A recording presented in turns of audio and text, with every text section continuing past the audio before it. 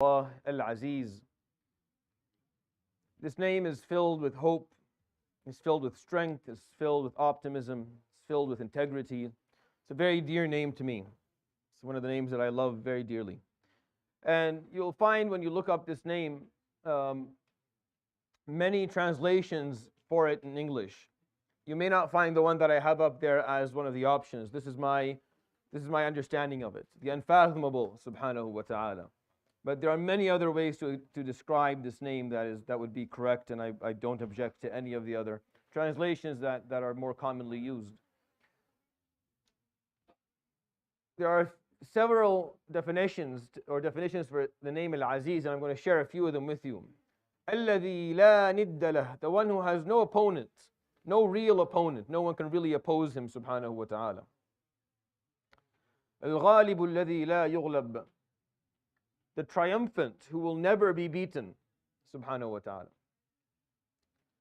الذي يرزق عباده العزة, or يرزق عباده العزة, the one who grants integrity and grants dignity and grants triumph and strength.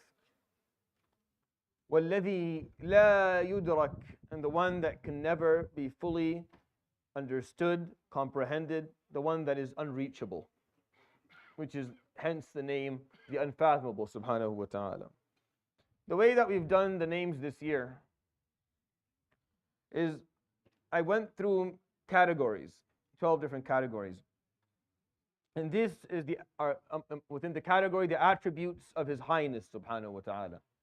And at the end, inshallah, the last day of Ramadan, I'll go over those categories again, because it's helpful when you think about Allah subhanahu wa ta'ala to think about His names categorized in groups, that within that group there are many names that have similar meanings, that allow you, if you want to contemplate His name subhanahu wa ta'ala, you contemplate a group of His names that have similar meanings. And we're going to be talking about names or attributes of His Highness subhanahu wa ta'ala, and I chose the name Al-Azeez subhanahu wa ta'ala, the Unfathomable. It's in the Quran roughly 95 times. 47 of them is with Allah's name Al-Hakim. And there are around roughly 14 to 15 times with His name Al-Rahim, and then with Al-Qawi, and then with Al-Alim. And it comes with Al-Hakim a lot, because if He is subhanahu wa ta'ala the one who is not questioned, the one who is unreachable, the one that you cannot understand, the one that is unfathomable, is not comprehended, the one that cannot be controlled, then if He is not all-wise, then that could lead to tahawwur, it could lead to recklessness. If someone is of that degree of strength and he's beyond reach, if there's no wisdom, then you would be afraid of recklessness. But He is Al-Hakim, He is the all-wise subhanahu wa ta'ala, so that calms you. That yes, He is unreachable, yes, He is unquestionable, but He is the all-wise subhanahu wa ta'ala. So that strength and that dignity and integrity, that level of integrity and highness will not lead to recklessness. And it comes with His name Ar-Rahim subhanahu wa ta'ala, because similarly, when He subhanahu wa ta'ala is not going to be questioned of how He treats His servants, then it puts in your heart fear that maybe He is cruel. But He is not subhanahu wa ta'ala. He is unreachable, He's unquestionable, but He is also the most merciful subhanahu wa ta'ala. Al-Qawi, He's the strong, He is the powerful. But does He require that? Does He acquire that power from someone else? No, He is Al-Azeez. That power is not acquired from anyone. He does not require anyone for the power that He possesses subhanahu wa ta'ala. And Al-Alim, He is the Unfathomable subhanahu wa ta'ala. He's the unreachable, but He also is knowledgeable. Because if with great power and ability, if there's no knowledge and there's ignorance, then it can turn into oppression. So all of the names that come attached with His name Al-Azeez are there to calm you, to grant you a certain degree of comfort. That yes, He is Al-Azeez, but don't worry. He is all-wise. He is powerful. He is merciful, and He is knowledgeable. And that puts us at ease regarding His name subhanahu wa ta'ala. It says Jalla Jalaluhu, Inna Allah yumsiku as-samawati wal-arda an tazula wa la in zalata in amsakahuma min ahadin min ba'dih. Indeed, Allah subhanahu wa ta'ala holds the cosmos and the earth so that they may not disappear or cease to exist And if He were to let them go and they stop existing, who is it that can bring them back and hold them again? No one but Him, subhanahu wa ta'ala.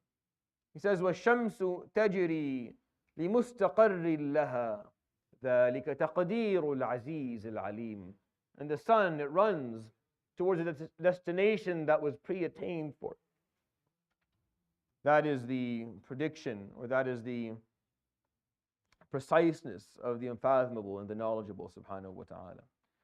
When Ibrahim alayhi salam asked Allah subhanahu wa ta'ala about something that was on his mind, he said, Rabbi, arini kayfa tuhyi al-mawta. Show me, how is it that you resurrect the dead? Qala awalam tu'min. Why, Ibrahim, do you not believe, or have you not attained a degree of belief that is of the depth of iman? Qala bala. He said, of course I have. Walakin liyatma'inna qalbi. But my heart is always asking me this question of how you do it. قال فخذ أربعة من الطير فصرهن إليك ثم اجعل على كل جبل منهن جزءا ثم ادعهن يأتينك سعيا واعلم أن الله عزيز حكيم. Take a few birds, slaughter them, chop them up, put them in pieces on tops of mountains, and stand afar and call them to you, and you will watch them come back together and be alive. And then know that Allah subhanahu wa ta'ala is the Aziz, because you don't understand how that works, do you?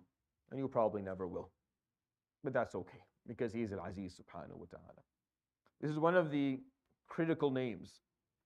Al-Aziz is one of the central names. You have to know it. Like, if there are umbrella names within these categories, within these groups. Umbrella names you have to know, because they describe Him subhanahu wa ta'ala in a way that is unique for you as a Muslim in terms of how you understand God. He's Al-Aziz, meaning He's unreachable. You can't reach. You can't break Him down mentally or logically.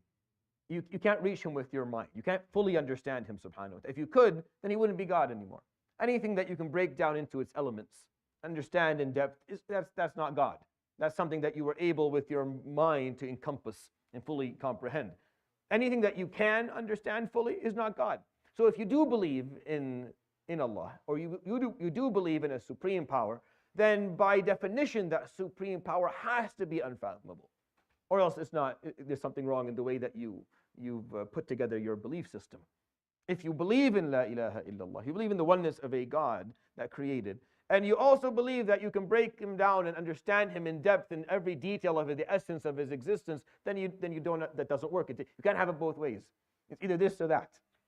If you accept La ilaha illallah, then by default He's going to be Al-Azeez subhanahu wa ta'ala for sure. For sure. He talks subhanahu wa ta'ala in the Quran about His junud, His soldiers.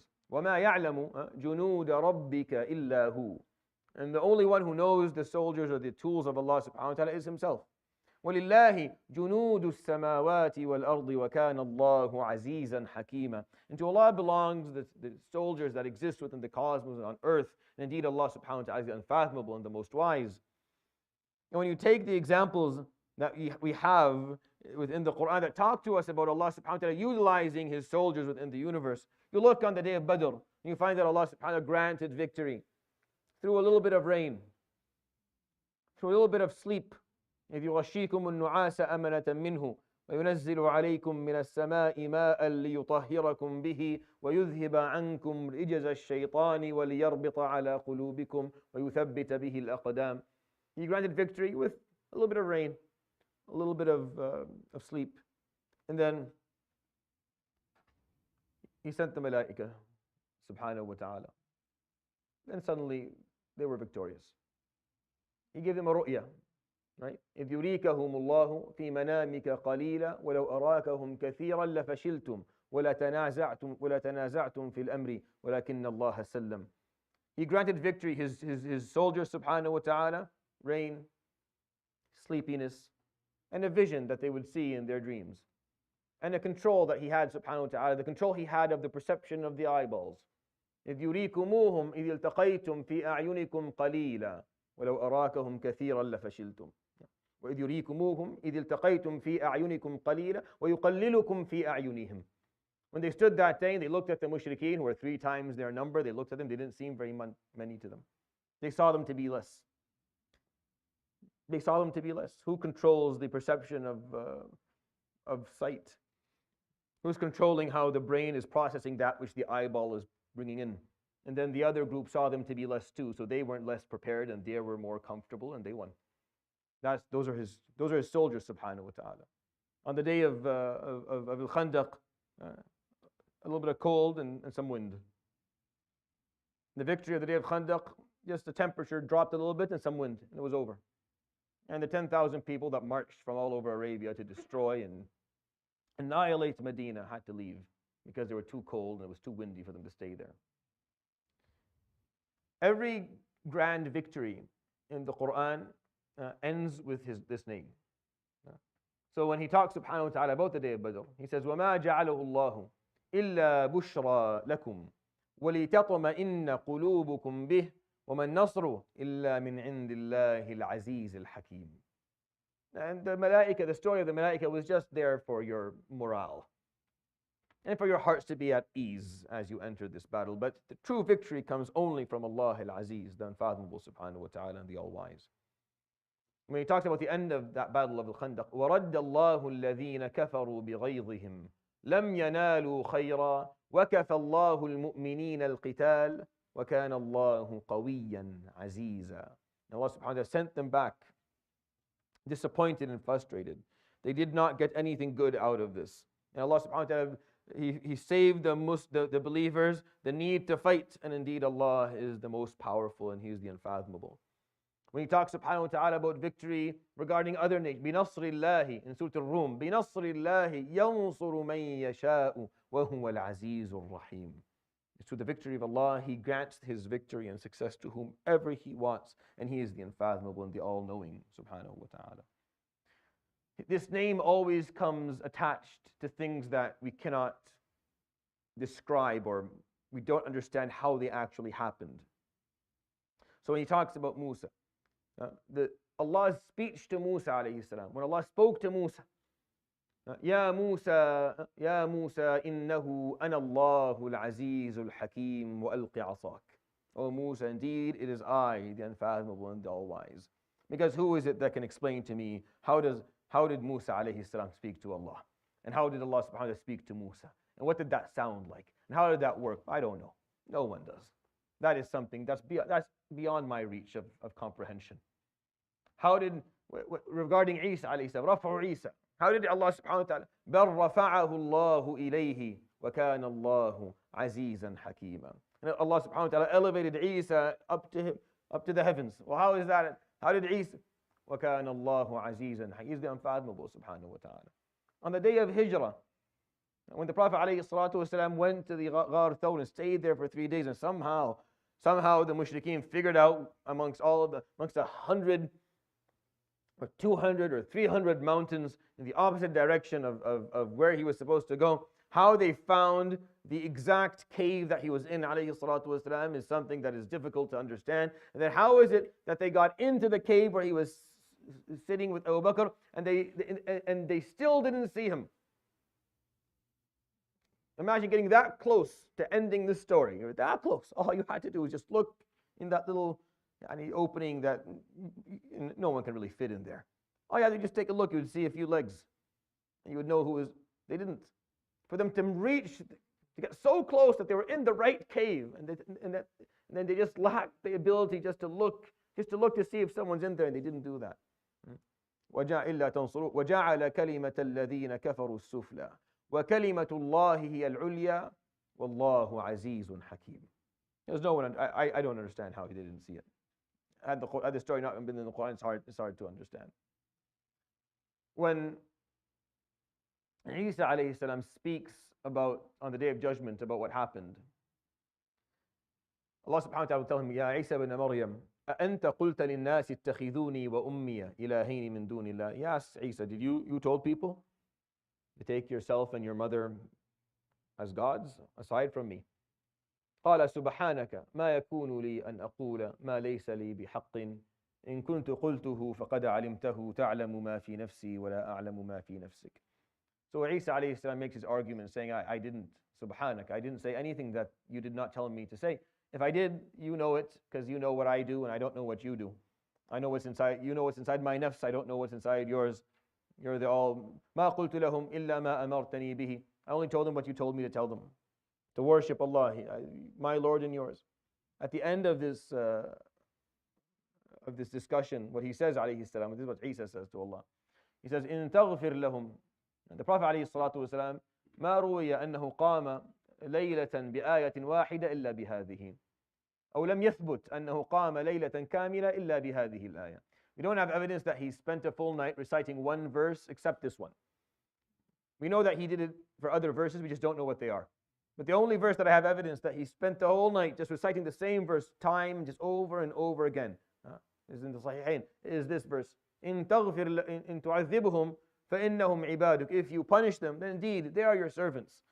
He's referring to the people who took Isa himself and his mother as gods, those who performed shirk, right? He's speaking about them because that's who he was questioned about.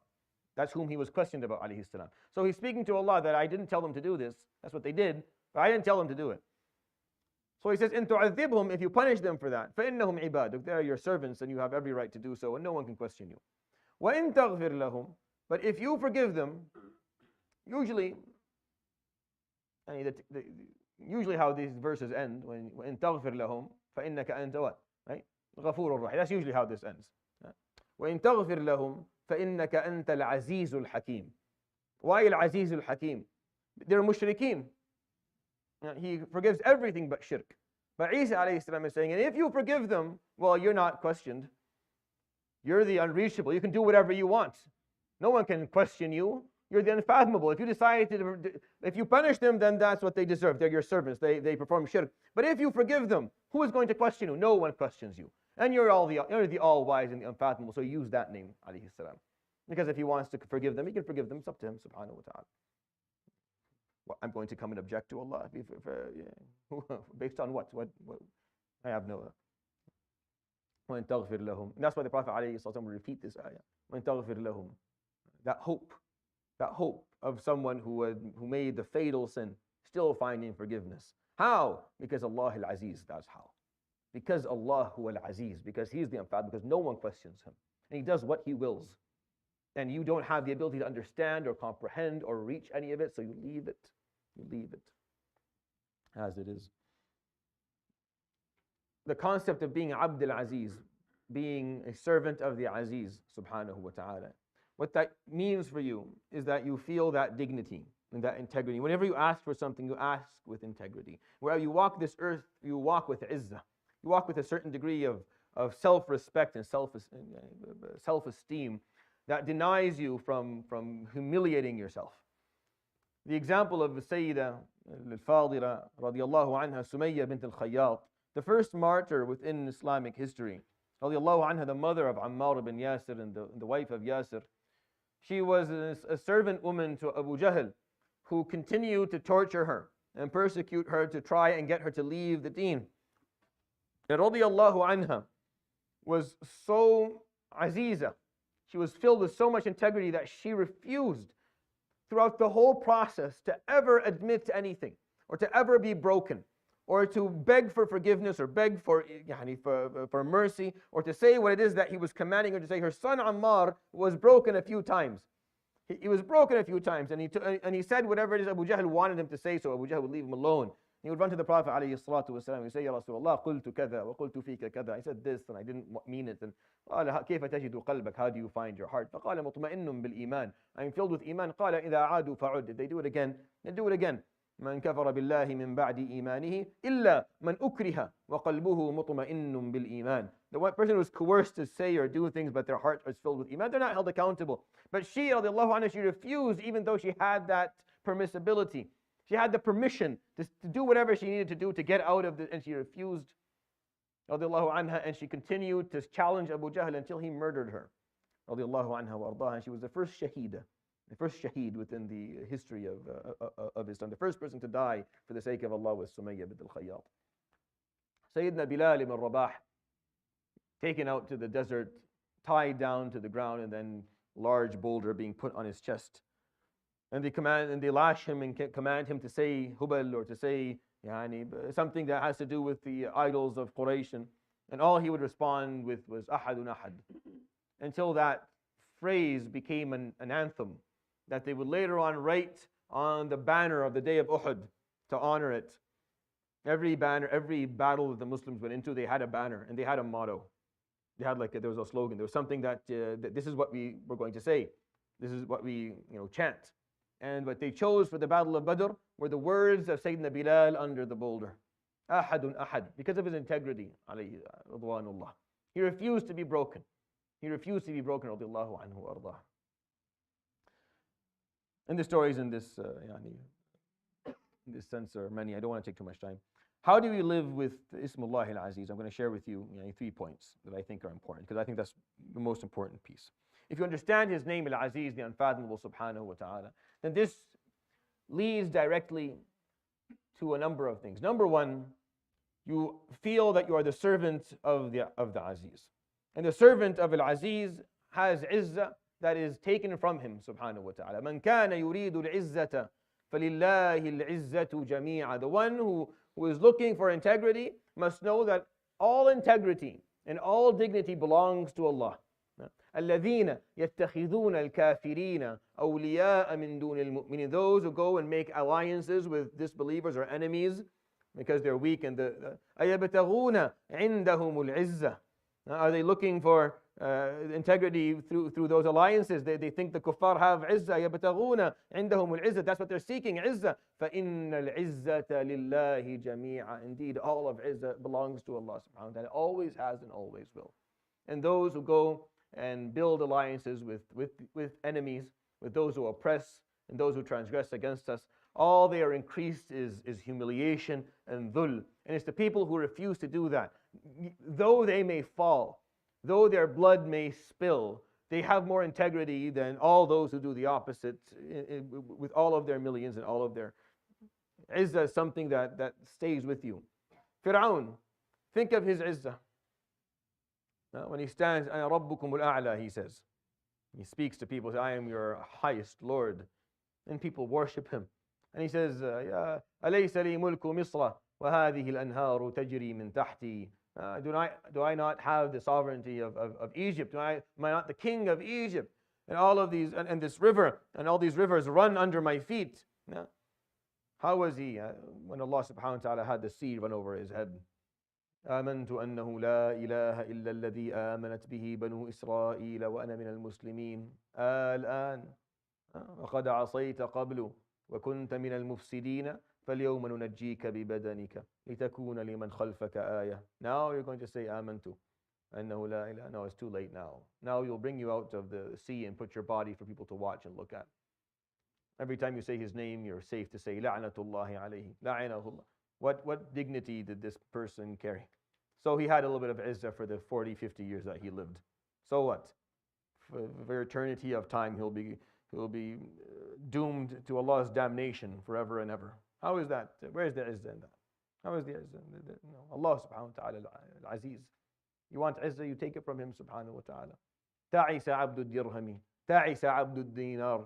Indeed, the servant of money, the servant of the person who runs after money is willing to sell themselves, give up their dignity, give up their self-esteem for wealth. Ta'is, this person is miserable. Ta'isa وانتكس فإذا شيك فلن تقش. This person never find ease. May this person for the rest of their lives continue to live in humiliation if they are be Abdul Aziz, you're not Abdul Dirham. You are the servant of the Aziz subhanahu wa ta'ala. And through his izzah you find izzah. And you hold on to it through him subhanahu wa ta'ala. That's not arrogance. I'm not speaking of arrogance or vanity. I'm speaking of that confidence that comes from knowing that Allah subhanahu wa ta'ala is the one who grants izzah to whomever he wants. And since he's the one who grants it, then you seek it through him subhanahu wa ta'ala, and seeking it through him allows you to walk this earth with a certain degree of confidence. You don't sell yourself to get a job or to get a position or to get ahead. No. You continue to walk. By the way, it doesn't ever work out immediately the way you want. If you decide to do this, you'll fail like a couple of times in a row, because this is a big deal. For you to fully understand the meaning of Al-Aziz and for you to see yourself as his servant, that requires from you true commitment, so you'll be put to the test a couple of times. You'll walk in with izzat nafs and you'll be rejected, and then again and rejected, and then again and rejected. He wants to see subhanahu wa ta'ala, are you in it, do you fully understand this, or do you think that it's just or is it conditional? Conditional, if I get what I want, then I'll do it, but if I don't get what I want, then I'll go and I'll sell. No. Kun Al-Azeez. Number 2, تذلل لله سبحانه وتعالى. Imam Abdul Qadir al-Jailani would say, نظرت إلى أبواب الله فوجدتها كلها ملأى إلا باب التذلل وجدته فارغا فناديتكم أن هلموا فادخلوا من هذا الباب. I looked at all the doors that lead to Allah subhanahu wa ta'ala and found them full, except the door of humiliating yourself for the sake of Allah subhanahu wa ta'ala, of coming with humbleness when you speak to Him. I found that door to be empty, so I entered and I called all of you to follow me and enter with me. He's Al-Azeez subhanahu wa ta'ala. One of the dua of Imam al-Junayd كان يقول اللهم إني أسألك بعزتك وذلي. I ask you with your izzah, with your integrity and my humiliation, my humbleness, my humility. Speaking to Allah subhanahu wa ta'ala with humility, feeling the difference of status between the unreachable, the one that cannot be comprehended subhanahu wa ta'ala, the one is just beyond us as human beings. We don't have the ability. You can understand something that is divine. We don't understand what divine means. We describe it, we don't understand it. We can talk about it. We can say it beyond time, beyond space. But what does that mean? I have no understanding of that. Neither do you. So when we talk about it philosophically a bit too much, it becomes ilm kalam, and it gets very, very, very confusing. And you can't comprehend anymore because it's so complicated. Because the divineness and divinity, these are concepts that we just don't comprehend. And we don't understand how the transition from something that is divine to something within our world is very hard. We don't understand what it means. How is it that He is the omniscient? How is it that He is subhanahu wa ta'ala is the omnipotent? How does this all work? His sama' and His basar and His kalam and His irada and His haya. We don't understand it. And when you come to this, say, well, why don't I understand? Because He is Al-Azeez, subhanahu. That's why. Because He is Al-Azeez, and you accept that He is Al-Azeez. That yes, there are aspects of Him that I will never understand. I'm okay with that. Actually, that's the only way I understand. I know that He is Allah subhanahu wa ta'ala, is that there are aspects of Him that are beyond my reach, that are beyond the ability of my brain to. In Arabic, azza, meaning it's out of reach. Azza mathiluhu. You can't reach it. There's nothing like it. You can't really grasp it. Al-Azeez subhanahu wa ta'ala. The third thing is grant others around you izzah. Protect others' integrity. Be someone not only carries it for themselves, but protects it for others. Be very careful of humiliating people in your life, of taking the izzah of someone else, because once you do that, Allah subhanahu wa ta'ala, the Aziz will take it back. Izzah belongs to Him, only to Him, doesn't belong to you. If you try and take someone else's izzah, He will take it back from you subhanahu wa ta'ala. To do the opposite, protect people's integrity. You have to love what Abdullah ibn Mas'ud says about Sayyidina Umar. قال ما زلنا أعزة منذ أسلم عمر. We have since been quite dignified the day that Umar accepted Islam. Imagine this comment. Imagine the strength of this comment. He didn't say it that day. Sayyidina ibn Mas'ud would say this as an old man. Remember that these narrations were transmitted by these people at the end of their lives, not the day Umar ibn al-Khattab accepted Islam. No one was recording anything then. Sayyidina Mas'ud would leave Medina and go to Kufa, and he would teach people there at the end of his life, and that's when he would say these things. So he's reflecting on the last 50 years of his life. He's reflecting on his life, and he's saying, "Ma zilna a'izza." That's the day that things change for us. The day where we started to feel our integrity, we felt our dignity, is when the day Sayyidina Umar al-Khattab Aslam. ما كنا نجرؤ أن نصلي أمام الكعبة جاهرين بالقرآن حتى أسلم فصد الناس عنا. He wouldn't dare stand and recite the Quran in front of the Kaaba and pray until he accepted Islam, and he started kicking people away when they came and tried to remove us. To be someone who grants others integrity and protects their dignity, it's a very, very meaningful thing. And you'll run into positions in your life where you have the ability to affect someone's self-esteem. You have the ability to put it down or to put it up, and then you'll make a choice in what you're going to do. They're not always going to be people you like. And it's not always going to be someone who was kind to you. Often in life, those who mistreated you, it goes 360 and comes right back. And the person who was once holding your destiny in their hands, now you have something that they need in yours, and you get to choose. How are you going to go by it? Are you someone who preserves people's dignity, or are you someone who takes it away? I am telling you, even if it's out of vengeance, even if this person did it to you before, if you decide to take away their dignity, He will, subhanahu wa ta'ala, take it back from you. So be very, very careful. Be the servant of the Aziz, walk with confidence. Come to Him with humility, subhanahu wa ta'ala, especially in Ramadan. He is Al-Azeez, and we are His servants. So come to Him with that humility and protect the integrity and dignity of others. I'll end with that. Subhanahu wa bihamdik, la ilaha illa anta astaghfiruka wa atubu ilayk. Wa sallallahu wa sallam wa baraka ala nabiyyina Muhammadin wa ala alihi wa sahbihi ajma'in. Jazakumullahu khair wa barakallahu feekum. Assalamu